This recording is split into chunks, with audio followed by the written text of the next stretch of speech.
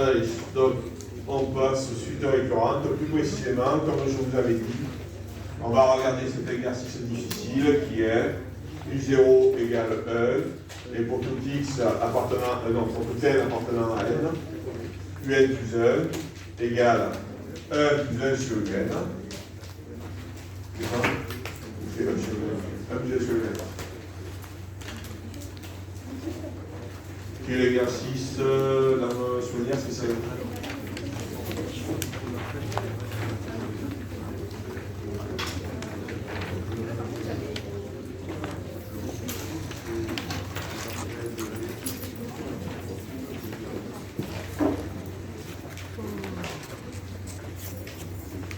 Alors, cet exercice-là, pour illustrer un cas pénible, qui est le cas des fonctions décroissantes.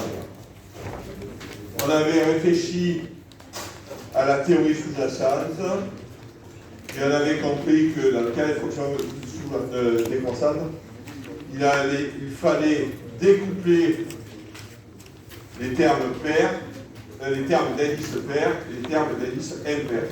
On va le revoir.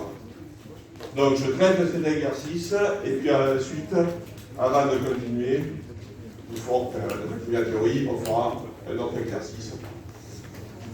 Et voilà. Alors, le dessin est là. Même si je n'ai fait encore aucune étude, je pense qu'il est parfaitement clair que la suite de la valeur d'un R plus étoile. D'accord, pour une référence très rapide. Donc mon dessin, je le fais sur R plus étoile. Je dessine la première bisektrice et la fonction 1 plus 1 sur x. La fonction 1 plus 1 sur x, c'est 1 sur x que je surélève de 1. Donc ça fait ça. Bien. Je commence à l'aveuglette, comme je vous l'ai préconisé. Première chose à faire pour savoir où on met les pieds, chercher les points fixes et éventuellement, c'est-à-dire résoudre l'équation x égale x. Et éventuellement se demander quand est-ce que x est supérieur ou inférieur à 2x. D'accord? Ça sert ou ça sert pas, mais c'est comme c'est souvent rapide. Donc je commence à l'aveuglette par x égale 2x, parce que je sais que ça servira pour la limite. Ça fait x égale 1 plus 1 sur x. Ça fait x carré égale x plus 1. Donc ça fait x carré moins x moins 1 égale 0. Le discriminant vaut 5, comme d'habitude. Oui. Et donc il y a deux racines qui sont bêta, alpha, c'est-à-dire 1 plus racine de 5 sur 2, et bêta, qui est 1 moins racine de 5 sur 2. Si vous voulez être pédant, vous dites que le produit alpha-bêta vaut moins 1, donc alpha et bêta, ça donne signe opposé. C'est le ratio coefficient racine de dire. Ou bien vous dites que bêta est clairement négatif et alpha est clairement positif. Voilà.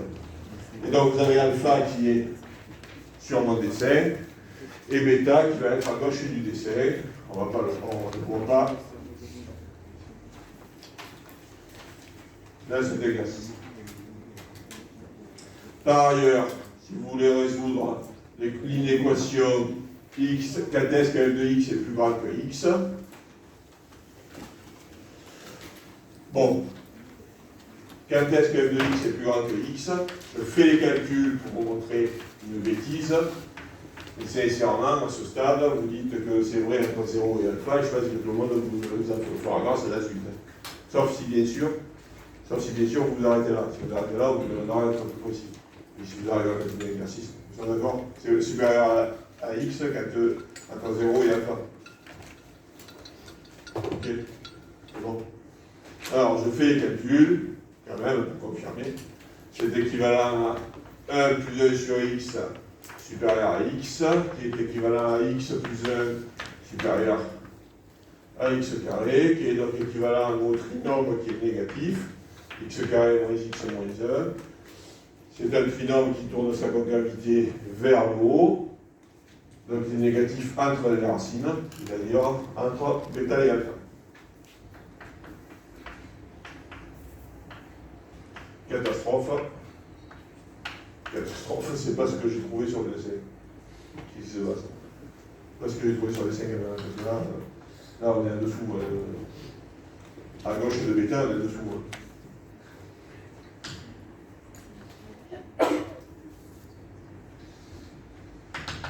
Bêta, il est là. Clairement, entre bêta et 0, on est en dessous de la première bisectrice, on n'est pas dessus. Qu'est-ce que j'ai foutu? Vous êtes d'accord que c'est faux ce que j'ai écrit là-bas? Ça doit être faux. Le dessin nous dit que c'est faux. C'est incohérent avec le dessin. Qu'est-ce que j'ai fait comme dessin? Oui, mais non, justement, ça veut dire que le travail calcul que j'ai fait là-bas, il est faux. Ouais. Parce que le délai, c'est pas continu. Ah, mais pour le dessin d'inégalité, la continuité ne sort pas. On a multiplié par x sans savoir ce continu. C'est ça. C'est la même chose de base. À ce stade, regardez, là j'ai multiplié par x. Et ouais, ça c'est faux. Si x est positif, ça ne change pas l'inégalité, mais si x est négatif, ça change l'inégalité. Vous êtes d'accord? Donc là, j'ai travaillé pour x à ce stade, c'est pour x strictement positif. Et après tout, c'est pas la peine de le faire en semblant. C'est pas la peine de le faire en semblant. On a compris qu'il fallait travailler sur R plus étoile, donc autant ne pas prendre la précaution. Enfin, il faut avoir conscience de l'erreur que j'ai faite, d'accord? Et savoir la corriger. Parce que dans certains exercices, non, on ne saura pas que sur R plus. C'est bon pour tout le monde? Alors, la première chose à faire dans cette étude, c'est un intervalle stable, très simple, qui nous assure que la suite existe. Intervalle stable par f qui contient U0. Qu'est-ce que vous me proposez? Il y a plusieurs réponses. Vous dites souvent il y a plusieurs réponses, mais il y en a qui sont plus immédiates que l'autre. Qu'est-ce que vous me proposez comme intervalle stable qui contient U0? Oui. Étoile. Et R plus étoile, il n'y a pas d'excision. R plus étoile. Pourquoi? Alors, R plus étoile, déjà, contient U0, puisque U0 est 1, et que vaut f de R plus étoile? C'est-à-dire f de 0 plus l'infini. Comme f est continue et décroissante, c'est limite de f à plus l'infini, virgule, limite de f à 0. Attention, c'est 0 plus. Car f est continue et décroissante. C'est égal à la limite à plus l'infini, c'est 1, la limite à 0, c'est plus l'infini, qui est inclus dans 0 plus l'infini. Donc, la suite U est bien définie et à valeur dans R plus étoile. D'accord? C'est bon pour tout le monde? L'éventuelle limite, si U converge vers un réel L appartenant à R plus étoile, alors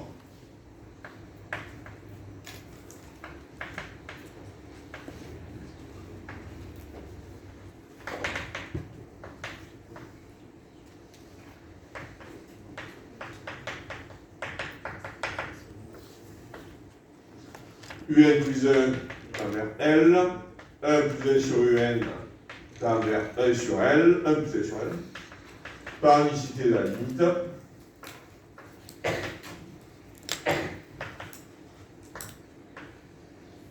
N égale 1 plus 1 sur L, donc L égale alpha ou bêta, mais bêta il faut l'éliminer parce qu'elle est négative.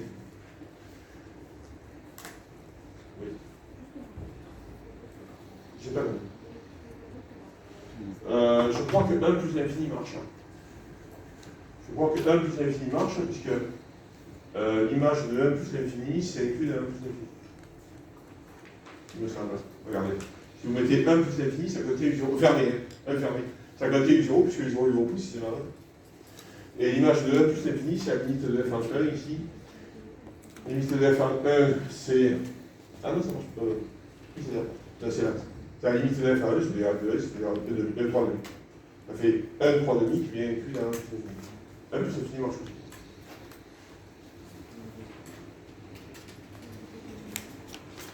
Maintenant, la monotonie. Alors, je vais faire en semblant de ne pas comprendre pourquoi je vous ai posé l'exercice. Donc, on va regarder une plusieurs modules et on va tomber sur 9. Et donc, on va aller chercher autre chose. Quel que soit un appartenant à quantaine, un plus 1 moins un, c'est f de un moins un. Eh bien, on a vu le signe. Quand est-ce que f de x est positif, non, pardon. C'est chez de un, quoi. Quand est-ce que ça, c'est positif, et quand est-ce que ça, c'est négatif, eh bien,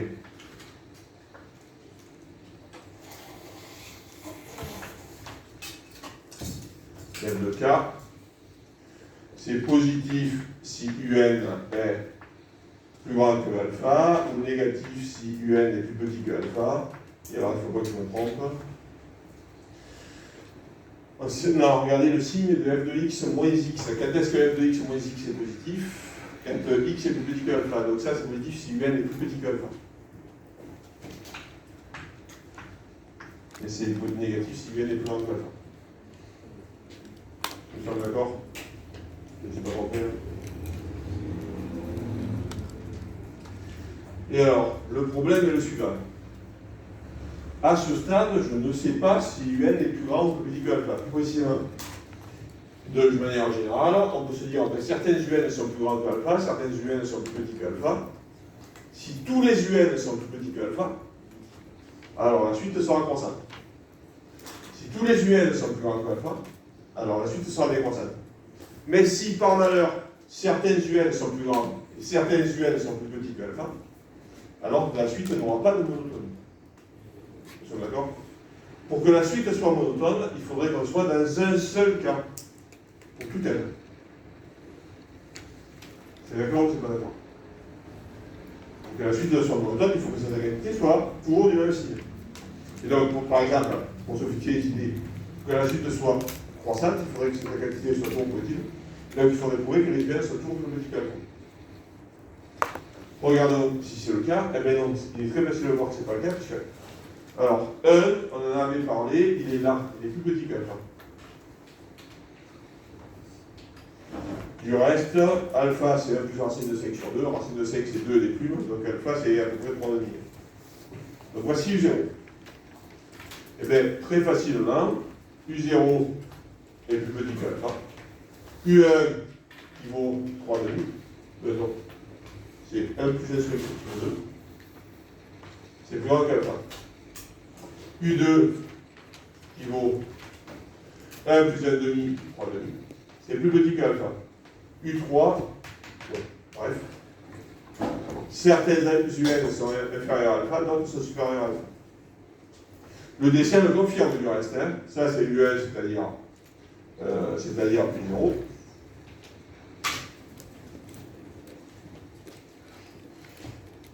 Ça c'est U0, c'est 1, c'est-à-dire U0, pardon. Voici U1, que je reporte par rapport à madame.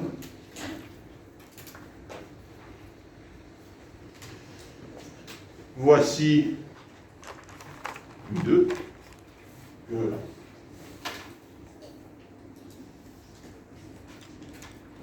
je reporte par rapport à madame. Bon, le dessin le confirme. Le dessin, c'est pas une preuve, bien sûr. On l'a prouvé par le calcul.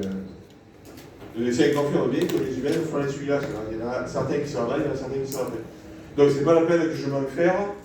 Notez bien que je ne vais pas vous prouver que les humains ne vérifient pas ça. Si je m'en faire vous prouver que les humains ne vérifient ni ça ni ça, je vais passer du temps à le prouver pour conclure que il n'y a pas de conclusion. Donc, je ne vais pas passer un temps fou. J'ai compris que aucun des deux cas n'était vérifié, donc il faut que je change mon fusil d'épreuve. D'accord pour tout le monde?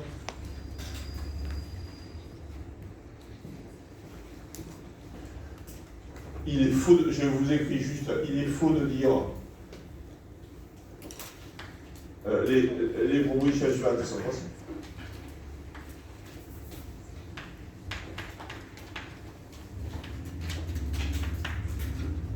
Les deux, quel que soit n appartenant à n, un plus grand que alpha, et quel que soit n plus petit que appartenant à n, un plus petit que alpha. Si les deux sont fausses, donc une n'est pas monotone. Ceci étant, elle n'est pas monotone, mais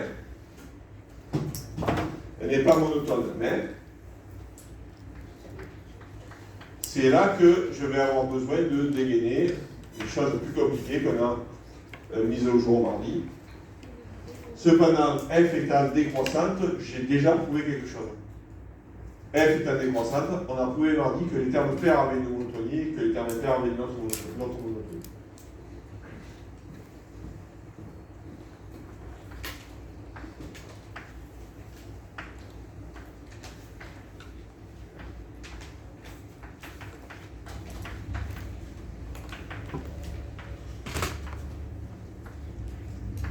Elles sont monotones.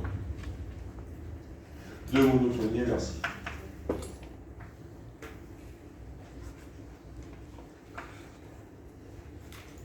D'accord. Vous opposez, inversé, je ne sais pas si c'est le terme. Comment est-ce que je vais faire maintenant pour conclure sur leur monotonie respective?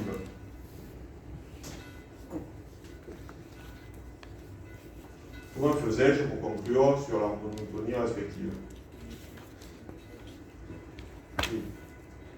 Vous calculez la monotonie d'une et ensuite on fait Calculer la monotonie de l'une et on fait f de et l'une. déduit celle de l'autre, tout à fait. Focalisons-nous par exemple sur les termes d'indice pair. Comment étudier la monotonie des termes d'indice pair? Il y a deux idées. L'idée un peu bourrine, c'est la différence de termes successifs. Ou le rapport, si vous voulez. Et si vous faites le rapport, il faudra, ce qui est le cas de cet exercice, dire que les termes sont structurés en petit. Il y a tellement plus simple. U0 et U2. Voilà, vous savez que la suite est monotone. Vous regardez les deux premiers termes, ça vous donnera la monotonie. Si on fait ce que vous disiez, ça revient à dire, bon, on sait qu'elle est monotone, mais on ne va pas tenir compte, on va le reprouver. C'est dommage, on sait qu'elle est monotone. Or, U0 égale 1, qui est plus petit que U2, qui vaut 3,5 si je me souviens. U2 il vaut 3,5. Donc, la suite des termes pairs est croissante. Et la suite des termes impairs est décroissante. Reste à voir, petit d, la convergence. L'éventuelle convergence, c'est pas limite. Convergence, vous pouvez c'est pas, je suis d'accord.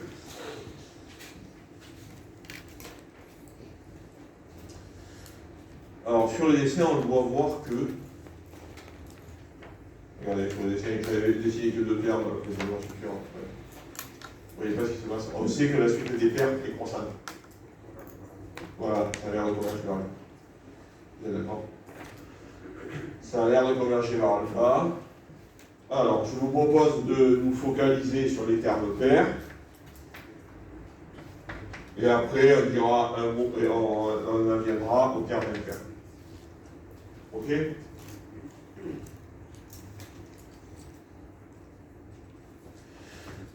La phrase que j'écris est fausse. Du moins, est mal justifiée. Pourquoi? Si la suite U2N converge, alors on a vu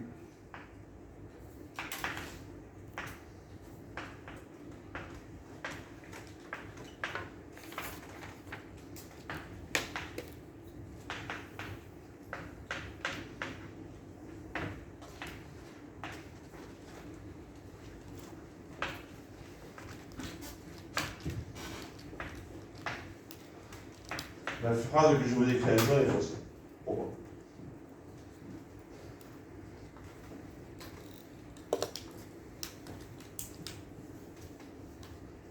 Alors qu'on a dit ça plusieurs fois en mardi. Pourquoi c'est plus faux? Parce que mardi, c'est la chimie a des bêtises. Non, ce que a dit mardi, c'était vrai, j'espère. Mais ça, c'est faux. Pourquoi?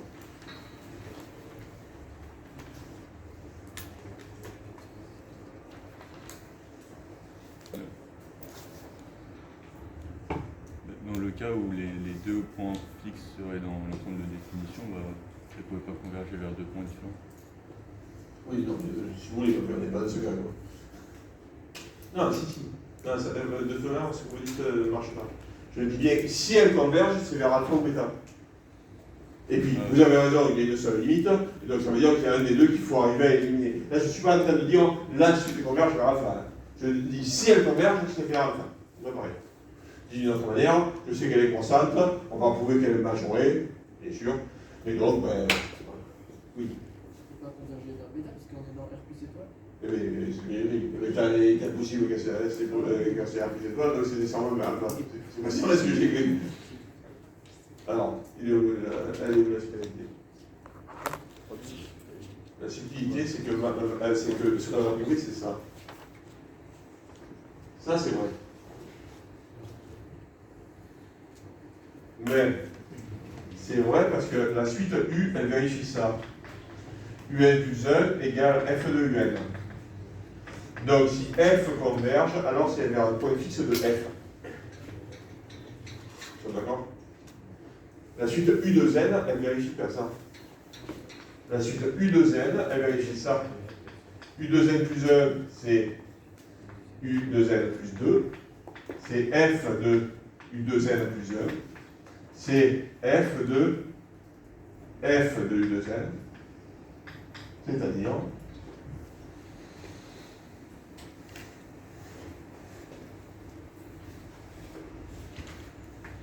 F rond F de U de Z. Et donc, U de Z plus 2, je vous l'ai pris ici, c'est F rond F de U de Z.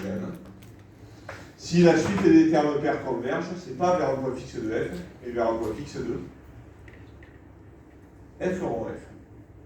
Parce que si ça tend vers L, là vous avez L, et là vous n'avez pas F de L. Vous avez F rond F de L. Vous êtes d'accord? Et donc autrement, là c'est ça ce que j'ai écrit, c'est vous. Vous mettez F rond F. Et donc il faut calculer les points fixes de F rond F.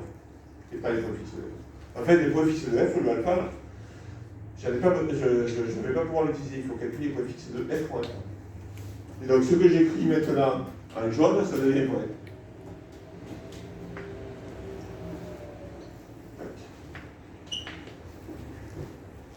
Et donc il faut que je calcule les points fixes de F rond F. Ok? Calculer les points fixes de F rond F, c'est facile. C'est x égale F rond F de x. C'est équivalent à x égale 1 sur 1 plus. Ah non, non.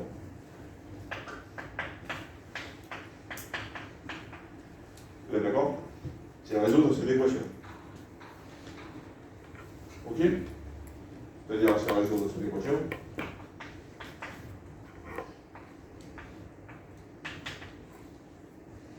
C'est-à-dire, c'est résoudre cette équation. Pourquoi j'ai fait ça? Je suis en train de faire n'importe quoi, je l'écris dans le désordre, vous allez comprendre. C'est-à-dire après résoudre cette équation.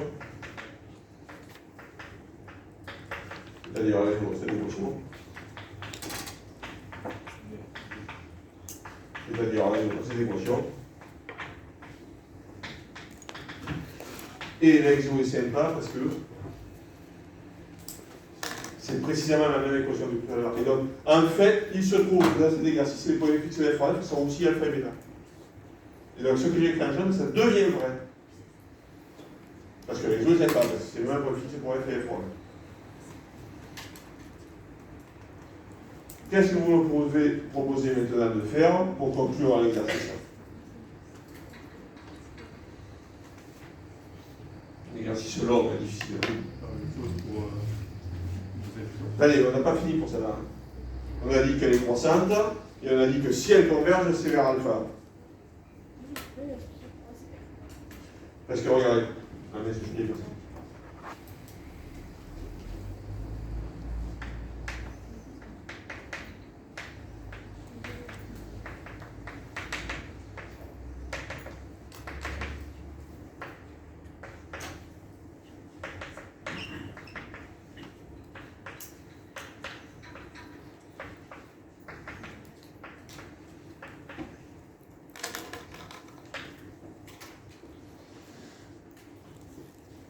Je récapitule. Je suis en train de regarder la suite des termes pairs, l'indice pair. Je sais qu'elle est croissante. Je sais que si elle converge, c'est vers alpha. J'ai presque fini. Pour montrer qu'elle converge, il suffit de. C'est ici. De suite de croissante, notre subodore qui converge vers alpha. Il suffit de prouver qu'elle est. Ah, majeure, tout simplement. Et a priori, elle semble être majeure par quoi? Ah non, elle est constante. Ah, UE, excusez-moi, vous avez raison, par UE, vous avez raison, c'est vrai, vous avez raison. Mais il y a encore plus net, par alpha. Mais vous avez raison, c'est vrai, excusez-moi, je bloqué. Elle est majorée, après ça prouve que, en fait, donc, en montrant par référence que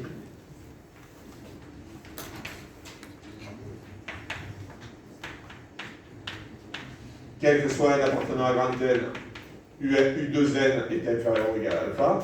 C'est vrai pour n égale 0, U0 égale 1 qui est inférieur à alpha. Hypothèse de récurrence, si U2n est inférieur ou égal à alpha, alors U2n plus 1 qui vaut f de U2n est plus grand que f de alpha, parce que f est des constantes. Et U2n plus 2, qui est f de U2n plus 1, est plus petit que f1 de alpha. Mais f1 de alpha, on vient de le dire, c'est alpha. C'est fini. Conclusion.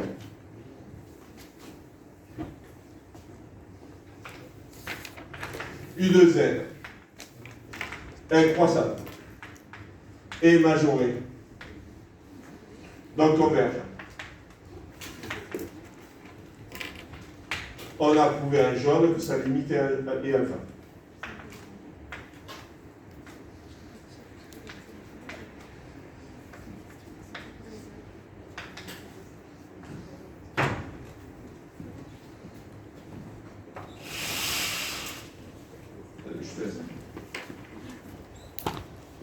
Donc, U2N tend vers alpha.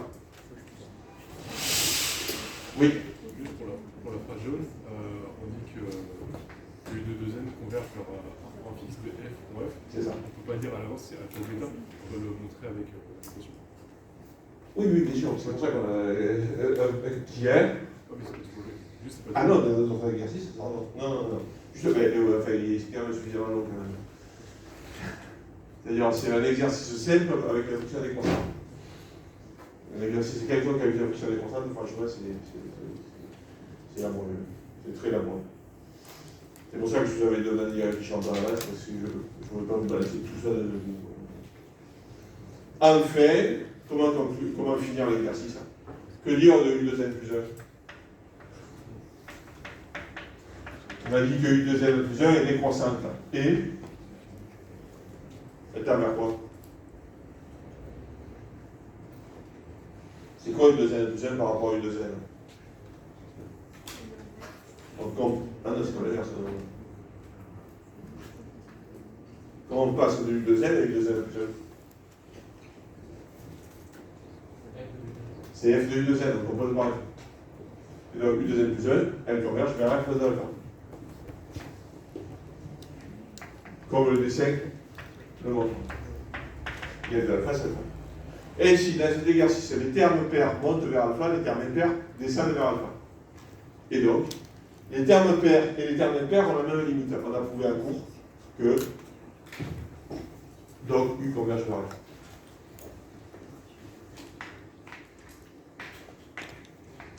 Et on a fini l'exercice.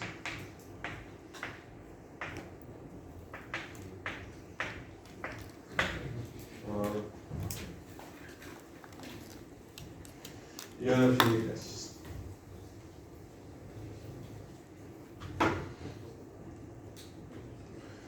Ça dessine un escargot convergence.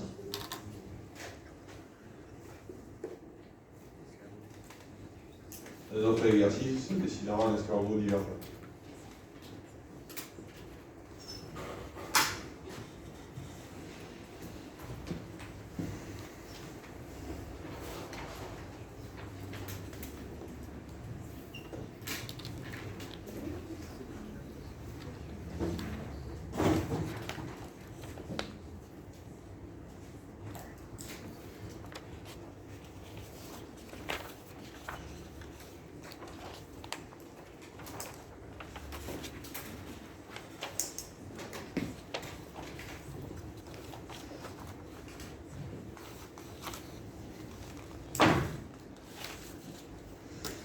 C'est bon?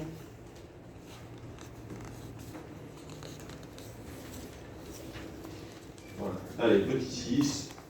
Un résultat facile que je vais. C'est un théorème, ça c'est un théorème de comprendre. Que je vais transformer en exercice. Mais la preuve, vous allez faire un exercice. Théorème. Pardon. Suite arithmético-géométrique.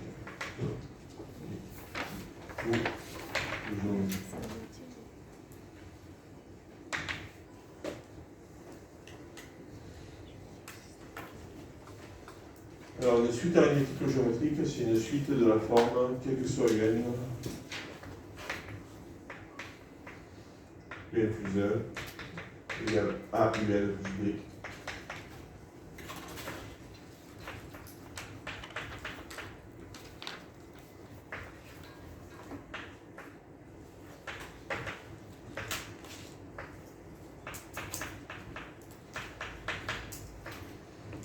Ça marche dans R, mais ça marche aussi dans C, c'est arithmético-géométrique. Dans le champ que nous fait c'est R.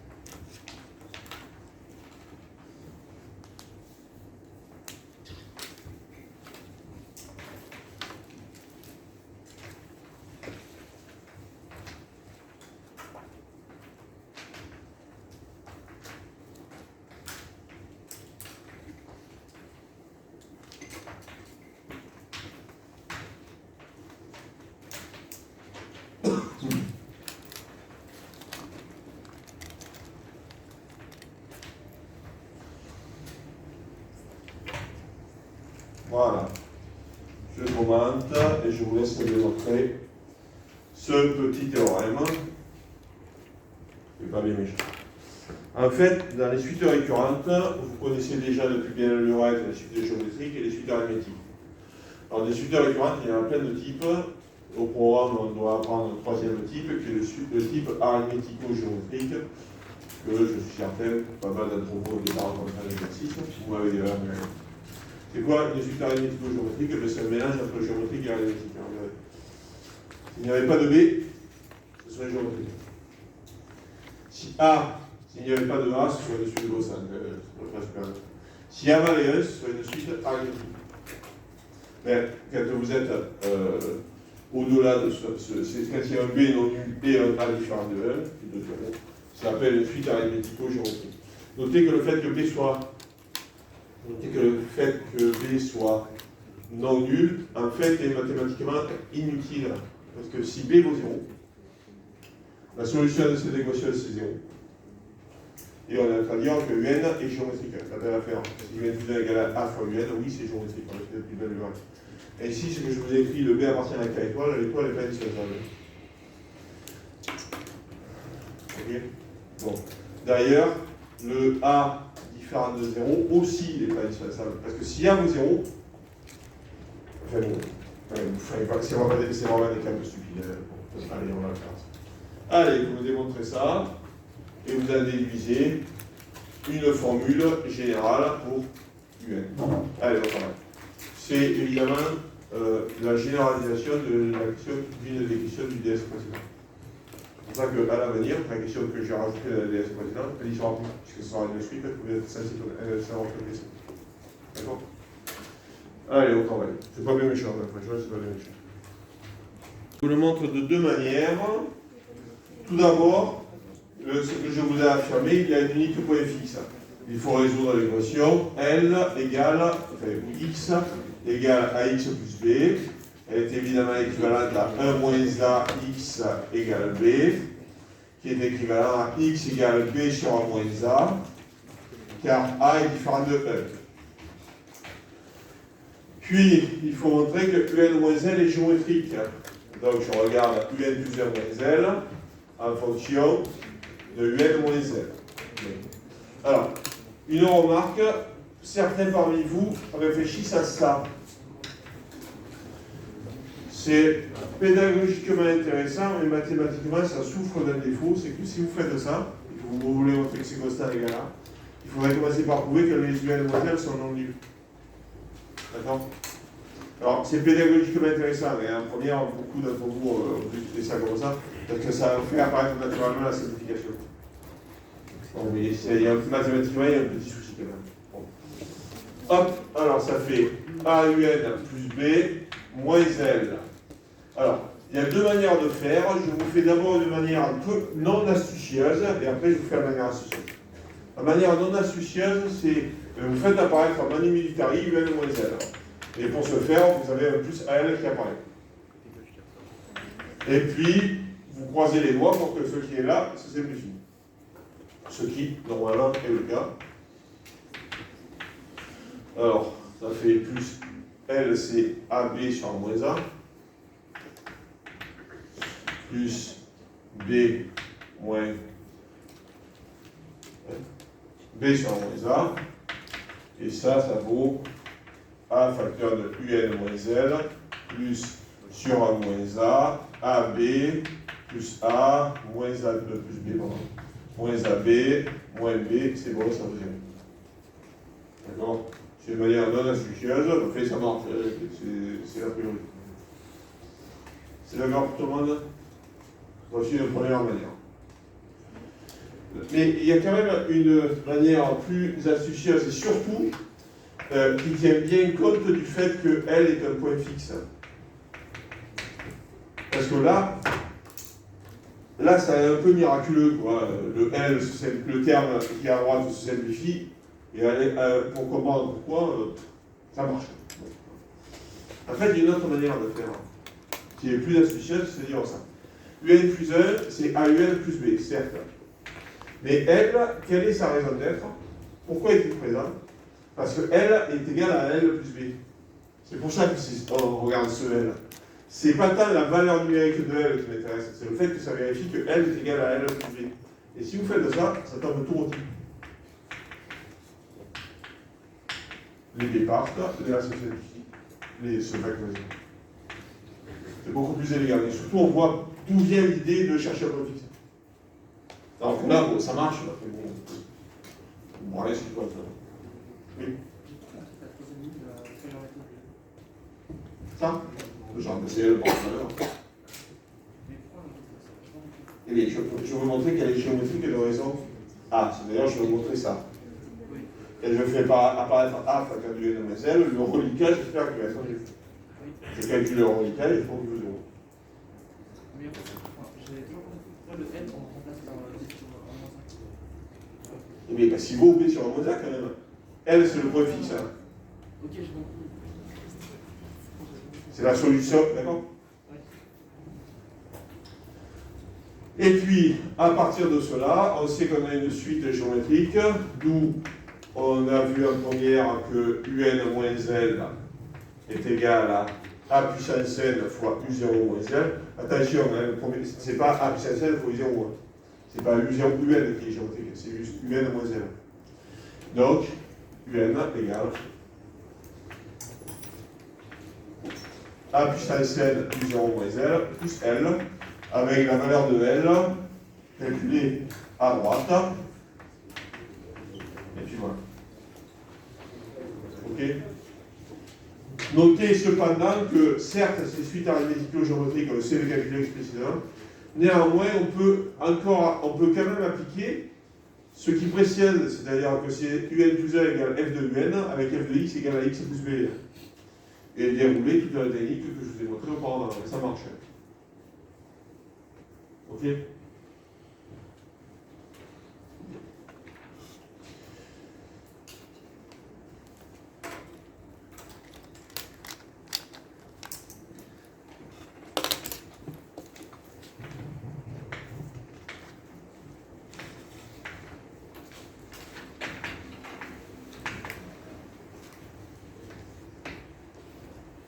C'est bon? Allez, je finis avec un exercice nettement plus ambitieux. C'est la première fois que vous le rencontrez, c'est pas la dernière.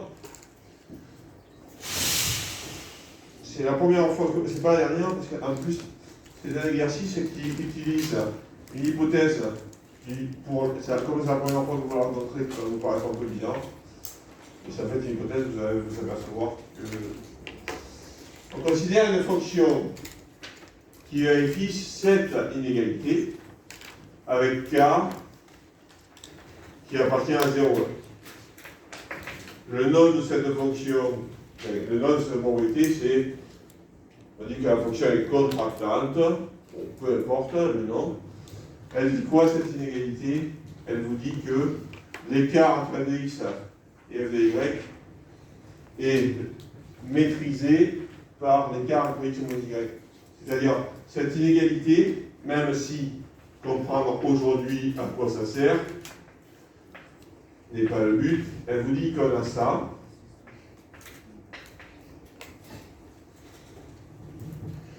Et le membre de gauche, vous voyez ce que c'est le membre de gauche?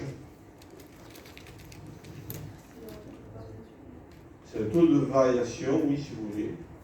C'est vrai, oui. Géométriquement, c'est quoi? Sur un dessin, le membre de gauche, c'est quoi? Je sais pas. Mais le coefficient directeur de quoi?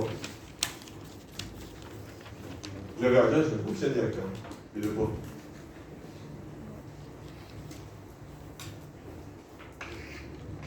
Vous dessinez le graphe de votre fonction. Oui.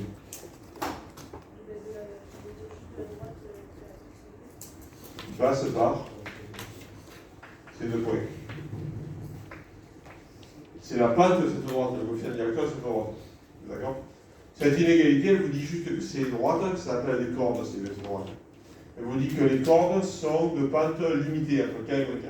C'est-à-dire que votre fonction, elle n'a jamais des cordes trop battues. Bon. À quoi sert cette inégalité? Vous verrez, elle sert beaucoup dans un certain domaine. Pour les 16, c'est la première fois, je pense, que vous la rencontrez. Donc pour vous, c'est purement anecdotique. Okay.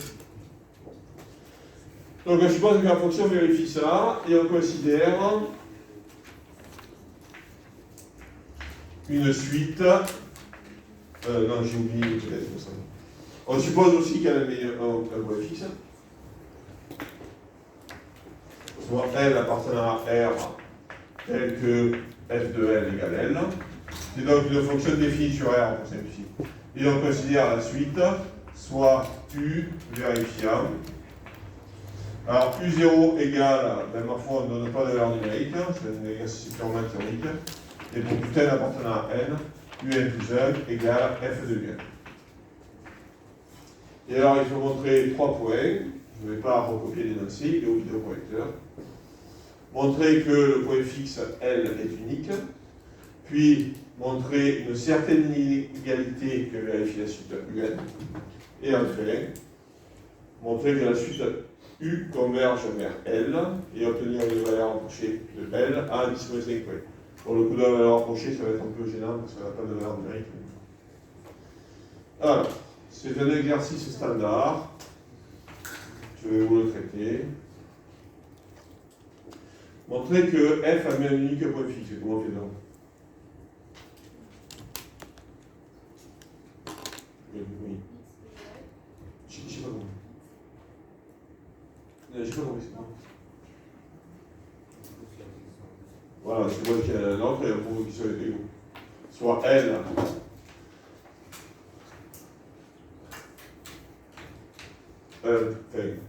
Soit, pardon, L1 et L2, deux points fixes. Vous aurez noté que j'ai hypocritement pas écrit distinct, parce que j'avais compris en bloc L1 égale L2. F de L1 égale L1, F de L2 égale L2.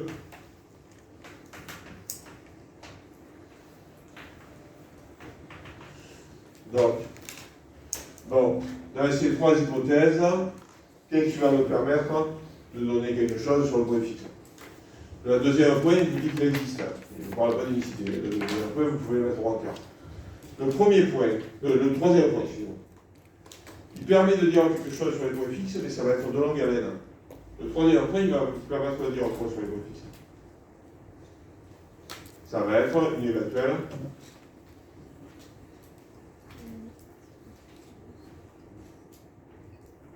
C'est quoi les points fixes dans les chapitres sur la suite récurrente? Les éventuelles limites. Et donc, on pourrait réfléchir à ça, en réfléchissant à la limite de U. Pourquoi est-ce que c'est pas une bonne idée cet exercice? C'est pas une bonne idée.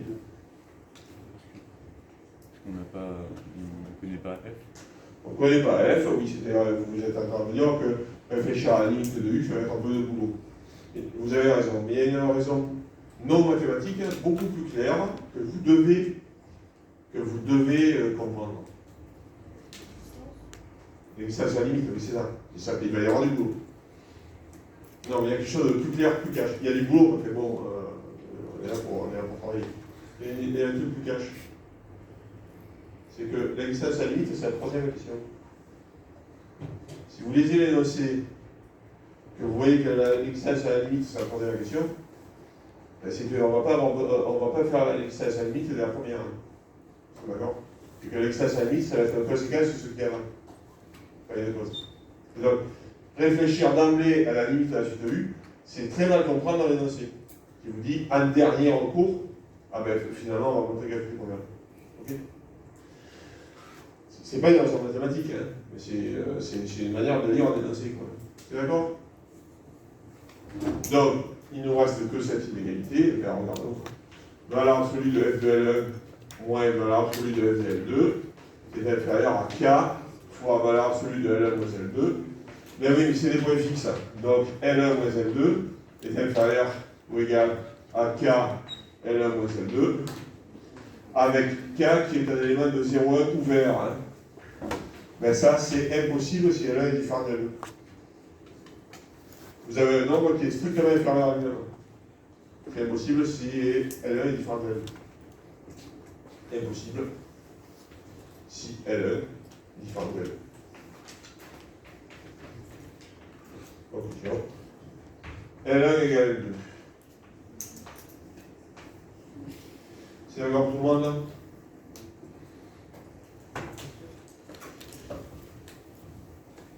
Ensuite, oui. Si je comprends pas, c'est des solutions pour un fixe en soi. Il y a des solutions avec f de x égale x. C'est d'ailleurs le premier truc qu'on fait quand on cherche une structure récurrente. Le premier truc qu'on fait quand on cherche quand on étudie une structure récurrente, c'est résoudre l'équation f de x égale x. Donc en fait, ça veut dire que la fonction objective. Ah non. Ah non, non, non, pas du tout. Un point fixe, c'est l'intersection de la courbe avec cette droite. Ça veut dire que la courbe n'intersecte cette droite qu'une seule fois. Mais elle pourrait très bien faire ça. Ça, c'est tout son objectif, et pourtant, ça intersecte une seule fois. D'accord? Oui. Ah bon. Merci. C'est bon? Ensuite, le cœur de l'affaire, la formule qui montre. Donc, le point fixe existe par hypothèse, et il est unique, on vient de le prouver.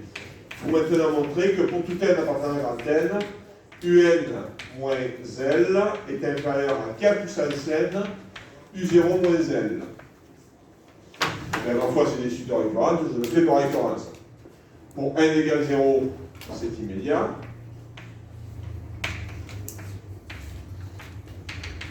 l'inégalité approuvée est valeur absolue de 0 moins L inférieure à valeur absolue de 0 moins L, avec ici K puissance 0, mais K puissance 0 ça vaut 1.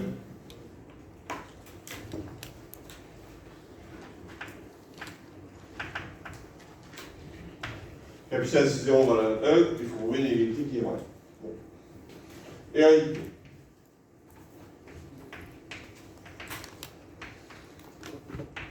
Égalité. Si cela est vrai, pour un certain petit n appartenant à grand n fixé quelconque.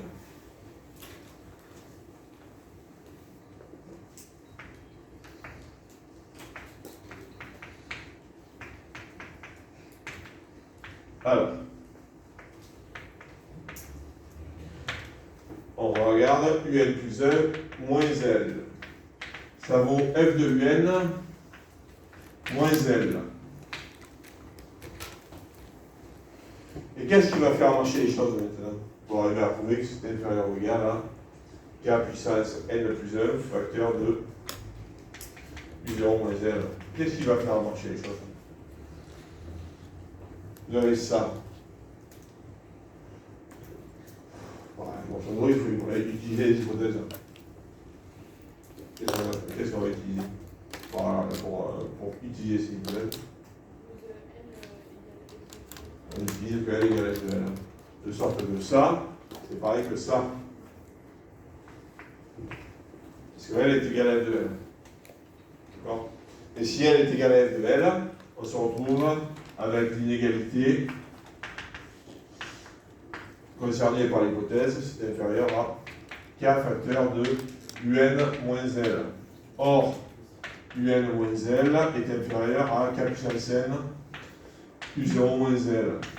D'où ceci est inférieur ou égal à K fois Kn, c'est-à-dire Kn plus 1, U0 moins L. Oui. On voit là-bas, qu'est-ce qui n'est pas possible si L1 est différent de L2? Si L est différent de L2, là vous avez en bleu un nombre non nul. Vous êtes d'accord? Qui est strictement inférieur à lui-même.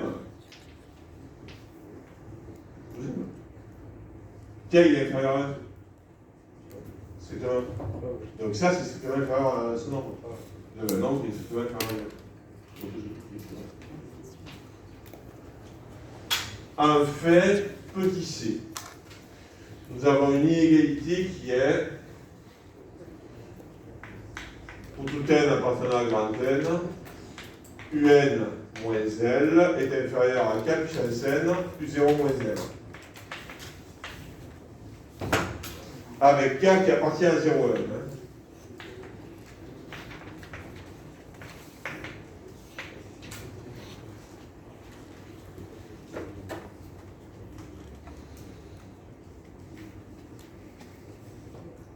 K appartenant à 0 1, qu'est-ce qu'on peut dire?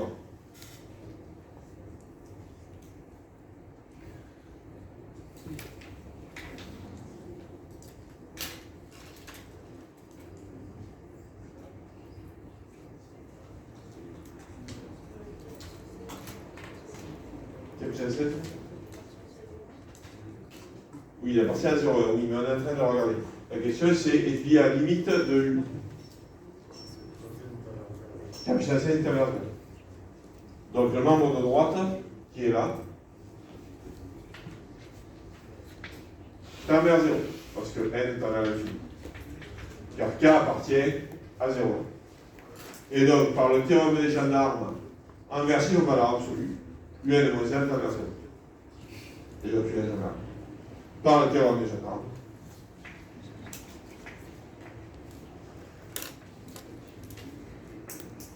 En valeur absolue.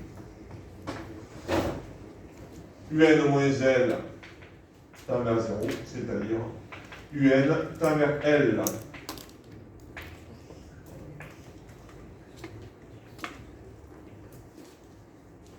Et l'exercice est à peu près fini.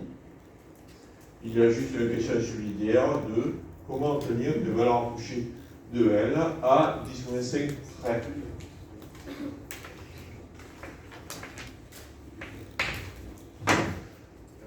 Je vais faire une application numérique.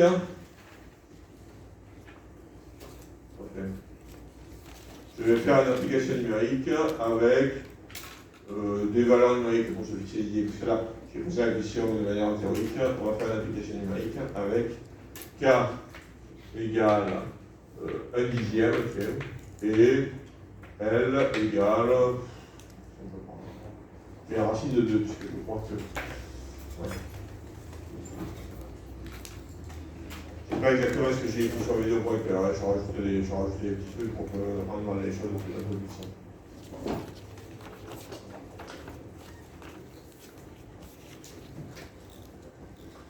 Qu'est-ce qu'on vient d'écrire? On vient d'écrire que UN moins L, moins la racine de 2, est inférieur à U0 moins la racine de 2 sur 10 puissance 7. Comment obtenir une valeur approchée de racine de 2 à 10 moins 5 près? Non, pas égal, inférieur égal. Comment obtenir une valeur approchée de racine de 2 à 10 moins 5 près? Une valeur approchée à 10 moins 5 près, ça veut dire que je dois faire en sorte que l'écart est inférieur à 10 moins 5. D'accord? L'écart est inférieur à 10 moins 5. Comment je peux m'assurer que l'écart sera inférieur à 10 moins 5? En faisant en sorte que ceci va être inférieur à 10 moins 5.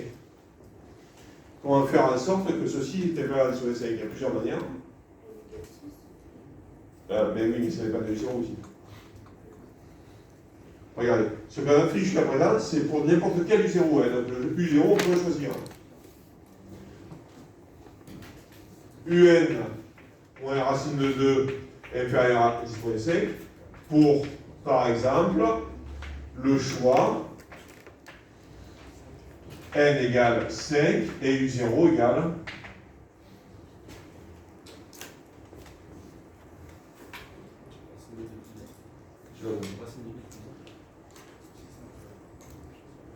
racine de 2 plus 1. Vous avez un. Mais c'est. Si un physicien rentrait là, il rigolerait. Pourquoi? Parce que le but, c'est d'obtenir des valeurs approchées de la racine de 2. Comment obtenir une valeur approchée de la racine de 2? Ici, l'idée, c'est de prendre une suite de récurrentes qui va converger vers la racine de 2 et de dire que la suite U, elle converge vers la racine de 2, c'est-à-dire à partir de cet terrain, elle est proche de la racine de 2. Donc la suite U va constituer une suite d'approximation, de valeur approchée de la racine de 2. Ouais, mais pour calculer la suite U, il faudra l'amorcer. Si vous l'amorcez avec un germe qui vaut racine de 2, vous avez besoin de connaître racine de 2 pour calculer la valeur approchée de la racine de 2. Ça, c'est un truc de maths, c'est pas un truc de valeur numérique. C'est d'accord ou pas? Là, on est en train de vouloir calculer la valeur approchée de la racine de 2. C'est-à-dire que, moralement, mentalement, on se place dans la situation où on ne connaît pas la valeur de racine de 2. N'est-ce pas? On ne sait pas que racine de 2, c'est 1,4 et des poussières. Okay. On sait par exemple que racine de 2 est entre 1 et 2. On peut savoir des choses, mais on ne connaît pas les valeurs exactes de racine de 2. Et donc, si vous prenez cette suite, c'est bizarre parce que vous commencez, pour obtenir la valeur de racine de 2, vous prenez une suite que vous arrivez à calculer à condition de connaître racine de 2. Donc, en a, vous êtes d'accord? Prenez ça par exemple. Si vous, oui, bon. Si vous prenez ça, la suite, vous allez savoir la calculer facilement. Et vous savez que, si vous savez typiquement que la racine de 2 est entre 1 et 2, ça c'est inférieur à 1. Donc vous calculez U5. Vous calculez U5 avec ce choix, et ça vous donne une valeur approchée de racine de 2 à 10,5. C'est d'accord? C'est clair ou c'est pas clair? Ouais, c'est clair. Vous avez U0 qui vaut 1, vous calculez U1 qui va avoir quelque chose, U2 qui va avoir quelque chose, etc. jusqu'à U5 qui vaut quelque chose, et vous êtes assuré que U5 c'est racine de 2, plutôt une valeur approchée à racine de 2 à 10,5, c'est-à-dire c'est les 5 premières décimales sont juste là. Et le 6e, vous êtes sur rien. Ok? Vous obtenez une valeur approchée de la racine de 2 à 10,5. J'ai l'impression que je vous prends la tagalogue. Oui, je vous prends la tagalogue. Il va falloir que j'apprenne la tagalogue. En fait, l'idée est la suivante, regardez. Il faudrait que je prenne une fonction pour laquelle ça marche, je n'en ai pas en tête. Et si j'en ai une en tête, elle est dans le DM. Mais bon, vous regardez le DM, je prends une fonction, peu importe. Je crois que c'est ça. En fait. C'est un truc qui ressemble à ça, je ne sais plus exactement. Si vous arrivez à prouver que cette suite, si vous arrivez à prouver que cette fonction, non, c'est pas celle-là. C'est pas celle-là. On va faire comme si c'était ça. Si vous arrivez à prouver que cette fonction est vérifie cette inégalité. L'inégalité sur f de x moins f de y, inférieur à 1/10 de x moins y.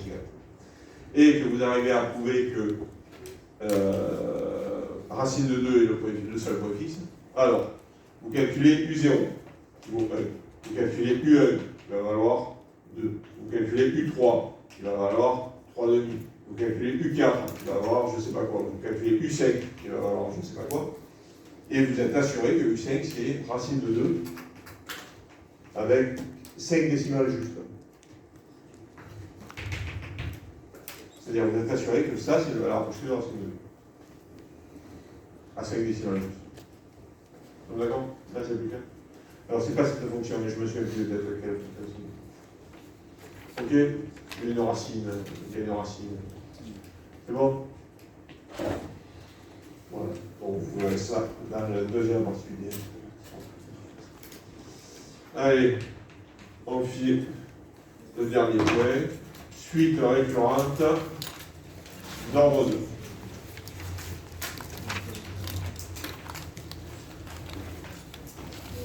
Alors, ce sont des suites de la forme, mais je ne sais pas savoir le temps de finir.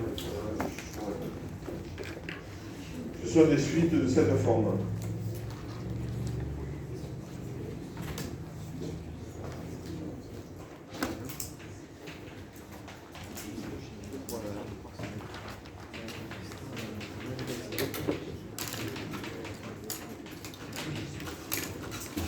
Avec A, B, C scalaire.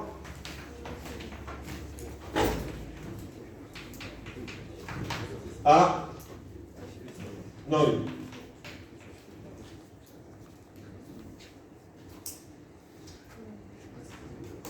A UN plus 1 plus B UN plus A UN plus 2 B UN plus 1 plus C UN égale 0 avec A non. Ce sont des suites qu'on a déjà rencontrées. En fait, ce sont des suites qu'on a déjà rencontrées pour illustrer la notion de récurrence double. En fait, ça s'appelle les suites récurrentes d'ordre 2, ça s'appelle aussi des suites récurrentes doubles. Les deux mots sont synonymes. Il faut mieux fait mettre suite récurrente double. On peut remarquer que, comme A est non nul, ça s'écrit aussi UN plus 2 est égal à moins B sur A, UN plus 1, moins C sur A, UN. Et là, on voit bien quelle est l'idée.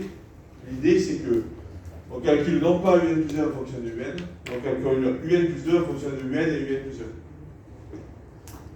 1. Moralement, ça dit quoi?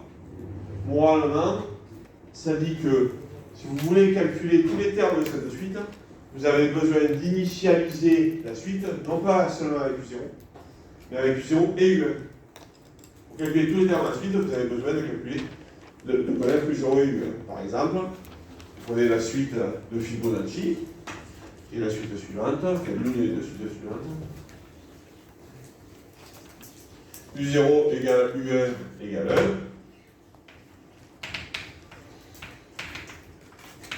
1. Et pour tout n appartenant à n, un plus 2 égale à la somme des termes précédents.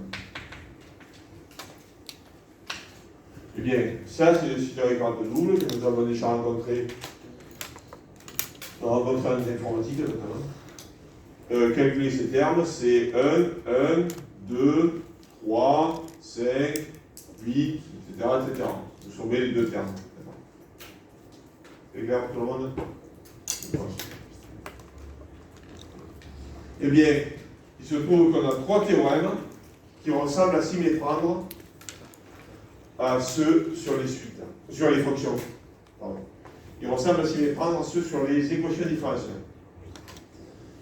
Je vous montre ces théorèmes. Je ne vais pas vous les faire copier, parce que d'abord, il nous reste que 10 minutes, et puis De toute manière, sur la continuation sur la bêtise de quelque chose, je vais bien vous les faire imprimer, ces entités. Et on va gagner un peu de temps. Alors regardez, ne les copiez pas. Plutôt que de les copier, on va faire un exercice. Il faudra que je vous laisse. Comment est-ce qu'on calcule ces suites? Eh bien, on fait quelque chose qui ressemble beaucoup des motifs. On considère l'équation caractéristique. Alors ici, je vous l'ai écrite avec ça, le R, l'équation caractéristique. Maintenant, je vous l'écris. C'est l'équation caractéristique, c'est AR carré plus BR plus C égale 0. On regarde l'équation caractéristique et on regarde ses éventuelles racines. Eh bien, puisque c'est l'équation de degré 2, ça dépend si on travaille dans R ou dans C, comme pour les décoller. Si on travaille dans R, il n'y a que deux situations. Delta non nul ou delta nul. Excusez-moi, j'ai fait un autre. Si on travaille dans C, il n'y a que deux situations. Delta non nul ou delta nul. Si delta est non nul, ça veut dire qu'il y a deux racines distinctes, Q1 et Q2. Et les suites, elles vérifient UN égale A Q1 plus Sn plus B Q2 plus Sn. Avec deux constantes A et B. Et comme dans les équalifs, les constantes A et B vont être données en fonction des conditions initiales. Pour l'instant, je ne parle pas des conditions initiales. Les conditions initiales, je parlerai au moment du problème de Cauchy. On rajoute des conditions initiales. Si delta est égal à 0, et bien si delta est égal à 0, on a quelque chose qui ressemble avec deux constantes, mais ce n'est pas Q1 et Q2 plus Sn, c'est Q1 plus Sn et N fois Q1 plus Sn. Ils sont d'accord? Ça, c'est dans C. Dans R, c'est similaire à une nuance près. Dans R, c'est similaire, sauf que, comme pour les équalifs, le cas delta strictement positif est le même que le cas complexe delta non nul. Le cas delta 0 est le même que le cas complexe. Reste le cas delta strictement négatif. Le cas delta strictement négatif, c'est comme pour les équalifs. On arrive à obtenir une expression avec du cos et avec une puissance, avec une nuance qui est que pour les équalifs, vous regardez la partie réelle et la partie imaginaire de Q1 et Q2. Ben pour les suites auriculantes, vous regardez non pas la partie réelle et la partie imaginaire, vous regardez le module et l'ordonnance. Et alors, plutôt que de faire des arguties là-dessus, on va traiter des exercices pour illustrer le propos. Exemple. Je vous propose de faire cet exemple-là. D'accord? Notez que c'est un exemple dans R ou dans C, enfin, qu'on le voit comme un exemple réel ou exemple complexe, ça ne change rien. L'équation caractéristique, c'est R carré égale R plus 1. C'est-à-dire R carré moins R moins 1 égale 0. Le discriminant de 5, les deux racines valent Q1 égale moins B plus racine de 5 sur 2, et Q2 égale moins B moins racine de 5 sur 2. D'accord? Et alors, ce théorème, il vous dit que UN, U est donné par, pour tout n appartenant à grand n, UN est égal à A fois 1 plus racine de 5 sur 2 puissance n, plus B fois 1 moins racine de 5 sur 2 puissance n. Voilà ce qu'il dit ce théorème.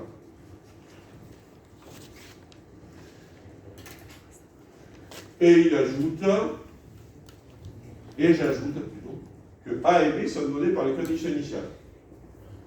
Alors regardons les conditions initiales dans cet exercice. Les conditions initiales sont U0 et U1.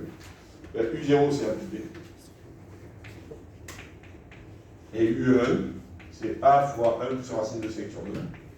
Plus B fois 1 moins racine de 5 sur 2.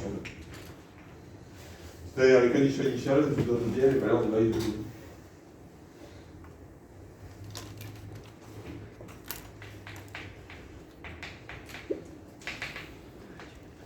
Et en dessous, vous avez quoi? A plus B sur 2 plus racine de 5 A moins B sur 2 égale 1. Ça vous fait donc A plus B égale 1. Et ça vaut donc 1 demi. Racine de 5 sur 2 A moins B égale 1 demi. Ça vous fait donc A plus B égale 1. Et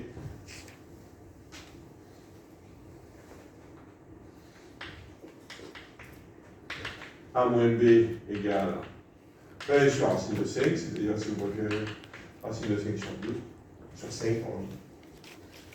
Et donc par demi-somme, vous obtenez que A, ça vaut la demi-somme, et que B, c'est la demi-différence. C'est-à-dire 1 plus racine de 5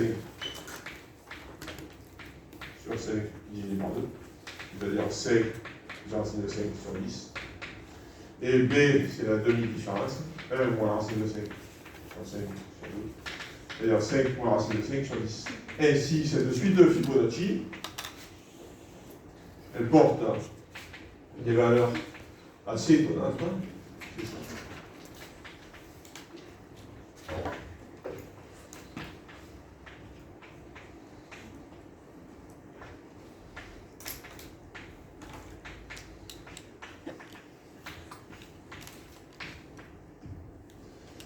Voilà.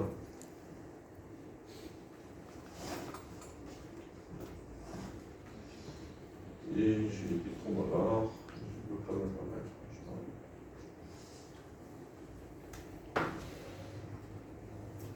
Est-ce que c'est d'accord à ce stade?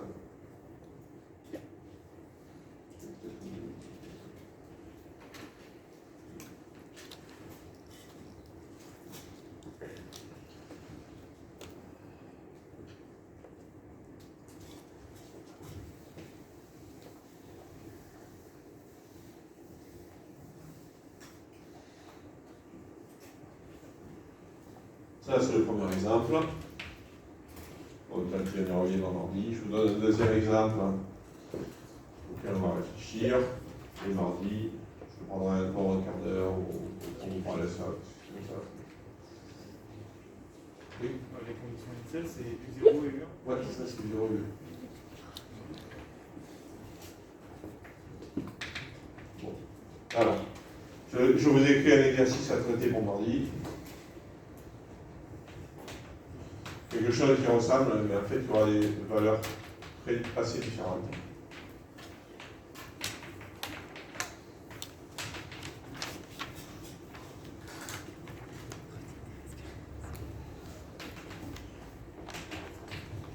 Et je vous dis une chose concernant la suite de Fibonacci, je explore la science. Regardez cette suite avec un rigolote, c'est une remarque de culture. La suite de Fibonacci, dans votre culture, vous avez déjà dû la rencontrer, elle se rencontre plein de fois. C'est typiquement des suites de dynamique, c'est-à-dire c'est des suites qui se rencontrent en botanique, quand vous regardez la distribution des pétales dans une fleur. Elle se rencontre en dynamique et population quand vous regardez le nombre d'animaux dans une colonie, etc. Et alors, clairement, on prouve par des récurrences très très faciles que les UL sont des entiers. D'accord? 0 et 1 sont des entiers, et le terme suivant, on obtient en additionnant les deux précédents. Donc, bon, ce sont des entiers. Et pourtant, regardez la première phrase, on trouve. Ça, c'est des entiers. Que quelqu'un voit comment on arriverait à prouver que ce sont des entiers. Alors, la manière la plus élégante, c'est de dire par récurrence double, les UN sont entiers, donc cette formule aussi à force sur terre, ce sont des entiers. Bon, ben, il faudrait quand même arriver à comprendre comment ça se fait que les racines de 5 ça tombe plus. Ouais, bien, on peut calculer la partie entière en 2 jours, hein, parce que c'est une partie pour encadrer ça entre deux entiers consécutifs, il va y avoir des nouveaux. Oui. La stabilité par entre les irrationnels et les rationnels. Ouais, c'est une histoire de stabilité, sauf que regardez, ce sont clairement des irrationnels. Justement, la provocation de deux irrationnels, on ne peut pas conclure, il y a des cas particuliers. Là, on est dans un cas particulier où on a deux irrationnels qui ressemblent à un entier. Oui, par récurrence, non, fois double, à partir de ça. Mais ça nous montre qu'il ne faudra pas comprendre pour expliquer qu'il y a la racine de 5 qui part. Parce qu'il y a des plus d'un côté et des moins de l'autre. Oui, alors. Ils s'annulent. Il s'annule, c'est ça. Quand vous allez développer par le bilan de Newton, vous aurez des termes racine de 5 à la puissance 4 et moins racine de 5 à la puissance 4. Quand K est pair, ça vous fait racine de 5, et puis ça se perd, ça fait un entier, on est content. Et quand K est impair, ça fait une racine de 5, mais avec un plus 1 et moins 1 de l'autre, donc c'est. Donc en fait, si vous prenez le binomial que vous développez tout ça, ça vous fait une expression comme ça. Même tous les termes qui contiennent une racine de 5 vont se transformer. Entre parenthèses, je ne sais plus si c'était avec celle-là, mais on l'a fait à 2000 années, ça en septembre. Je ne sais plus si c'était avec celle-là ou avec une de ses cousines. C'était avec celle-là. Et ça, du coup, vous nous l'imprimez. Ça, du coup, vous nous l'imprimez pour. Non, parce que là-bas, Parce que pour faire l'exercice, on a besoin de. C'est quoi, je fais juste une phrase. on a limité. En plus, on est pas arrivé à Ah oui, la Chine, ça va.